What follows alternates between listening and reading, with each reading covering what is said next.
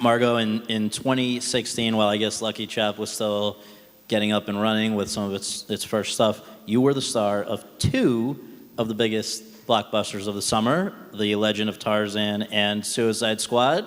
I want to just ask you about the origin story of both of those. I think Jerry Weintraub, who sadly has passed away, was a big proponent of doing a Tarzan movie for a long time, and also a big proponent of you. He said, quote, "When I think of Margot Robbie, a single word comes to mind, Audrey Hepburn," which the Audrey Hepburn sentiment is lovely. I think it's 2 words, but Jerry's allowed a little liberty. But what was for you the appeal of playing this kind of iconic character?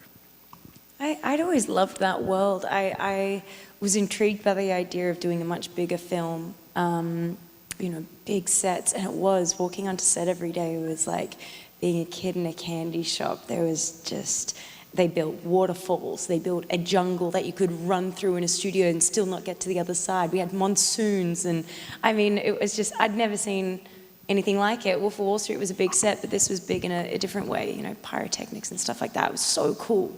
So I was intrigued by that, and I really thought David Yates, who had done the Harry Potter films, if anyone's going to pull off, a big blockbuster that in the wrong hands could be cheesy, but in the right hands could be epic and awesome, it's David Yates, and still give it that magical quality, which it felt when I read the script. It had like an adventure story, but it felt kind of magical at the same time. And I thought, yeah, I want to do that. Also, I had just signed a lease on a flat in London with like 6 other roommates without realizing that I didn't have a visa to live in England. So it worked out perfectly doing the job. That shot in London meant I got a visa and I could live there legally.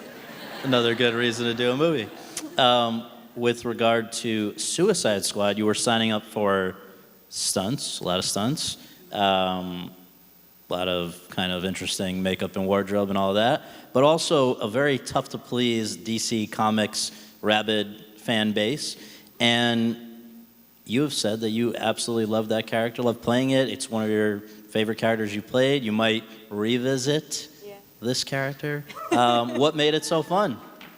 I mean, Harley's awesome, and I love her. I love her so much. I want to be playing Harley again as soon as possible, and I hopefully will be, but we're not sure. But when I signed on, there wasn't a script. I hadn't read the comics growing up. There was no other actors attached.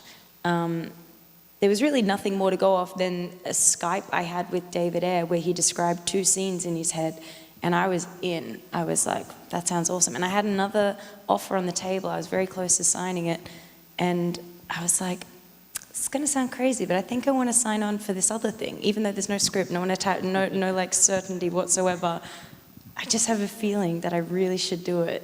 And went with my gut instinct on that, and was a great decision. And one of the scenes he described, actually, he put in the movie, it was when you meet Harley and she's hanging from the roof like a bat or something. And I just, I love the character so much. And David did something so cool with her. Yeah.